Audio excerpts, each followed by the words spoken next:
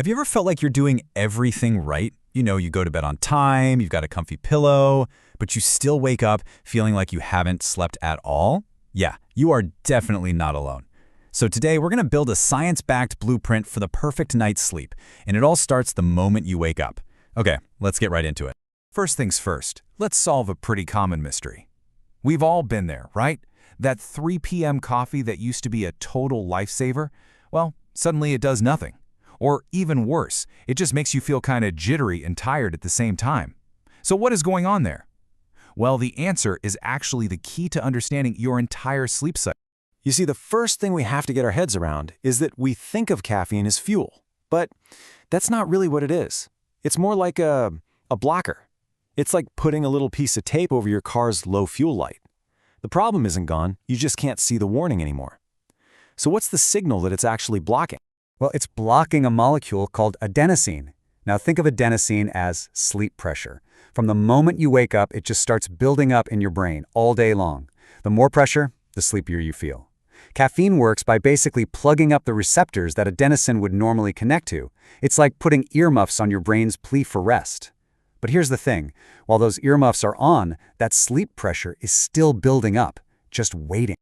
And that brings us to our first really crucial point. A great night's sleep doesn't start in the evening. Nope, it actually starts the moment your alarm goes off. What you do in those first few hours of your day is what sets the stage for everything that comes later. So, rule number 1 is the 10-hour caffeine cutoff. To give that sleep pressure molecule, adenosine, enough time to do its job and build up naturally, you have got to stop all caffeine at least 10 hours before your target bedtime. So, for example, if you want to be asleep by 10 p.m., your last cup of coffee or tea or whatever needs to be finished by noon. Seriously, no exceptions. Oh, and about that alarm, the goal is 0 snoozes. Hitting that snooze button, even for just 9 minutes, can seriously mess with the final, most crucial stages of your sleep cycle. You're basically robbing yourself of that last little bit of restorative sleep, and that is why you can feel so groggy and out of it, even after a full night in bed. All right, let's fast forward to the afternoon and see how this all connects. So you've managed your caffeine, you resisted the snooze button, awesome. Now, the second half of the day is all about actively preparing your body for rest hours before you even think about climbing into bed. For this part, we use something called the 3-2 rule. So, 3 hours before bed, stop eating large meals and stop drinking alcohol. See, digestion is an active process. It can raise your body temperature and totally disrupt your sleep. And alcohol, well, it might make you feel sleepy at first, but it just fragments your sleep later in the night, especially that really important REM sleep. Then, 2 hours before bed, all work stops. Answering emails, finishing that report, it keeps your mind buzzing, making it so much harder to switch off and relax. It's also worth pointing out how your overall diet, not just that last meal, shapes your sleep long term. Research shows that a diet that's consistently high in carbohydrates can actually help you fall asleep faster. High-protein diets, they're linked to deeper, better quality sleep. And a diet high in fat, well, that might actually cut down your total sleep time. The keyword here really is consistency. Okay, we've made it. We've arrived at the most important 60 minutes of the day when it comes to your sleep. This is where the magic happens, or, where it all falls apart. So how you handle this final hour is absolutely crucial. And here it is, the single most powerful, most impactful rule for this final hour. 1 hour before bed, all screens go off. I'm talking phones, tablets, TVs, computers, all of them off. So why is this so critical? It's because that specific frequency of blue light that our screens blast out is a really powerful signal to our brain. It actually suppresses the release of melatonin. And melatonin is the key hormone that tells your body, hey, it's nighttime, time to wind down. So staring at your phone before bed is literally telling your brain that it's the middle of the afternoon.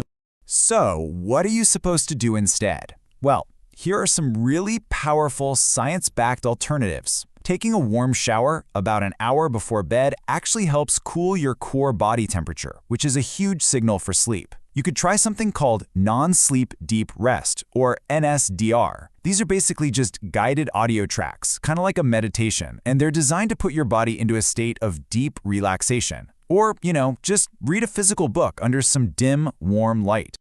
Okay, let's talk about the final piece of the puzzle, your physical environment. We've covered all your daily habits, but the room you sleep in, your sleep sanctuary, plays a massive role in the quality of your rest. And believe it or not, the single biggest factor in your environment is temperature. The scientifically proven ideal range for sleep is between 60 and 67 degrees Fahrenheit. That's about 15 to 19 degrees Celsius. And yeah, that is probably much cooler than you think. So, why so cool? Well, your body's core temperature actually needs to drop to initiate deep, restorative sleep. A cool room helps that process happen easily. A warm room, it actively works against it, making your body struggle to cool down, and that just leads to more tossing and turning and less of that critical deep sleep. Now, if you want to really enhance that feeling of calm, you might want to consider a weighted blanket. The science behind them is called deep pressure stimulation. It's kind of like getting a gentle, constant hug. And the data is pretty compelling. Studies have shown they can increase your pre-sleep melatonin by about 32%, and in one study, over 42% of users with insomnia actually achieved remission. For comparison, that was just 3.6% with a regular blanket. But of course, safety is really important here. If you decide to try one, just make sure it's about 10% of your body weight. And they aren't recommended for very young children or for anyone with respiratory conditions like sleep apnea or asthma. Okay, we've covered your morning, your afternoon, your evening, and your environment. Let's pull it all together into one simple, memorable blueprint you can literally start using tonight. It all comes down to the 10-3-2-1-0 rule. This is the master framework. 10 hours before bed, no more caffeine. 3 hours before bed, no more big meals or alcohol. 2 hours, no more work. 1 hour, no more screens. And 0, that's the number of times you hit the snooze button in the morning. So there you have it, the complete, day-long, science-backed plan to master your sleep. The only question left is, what is the one change you're going to make tonight to get started?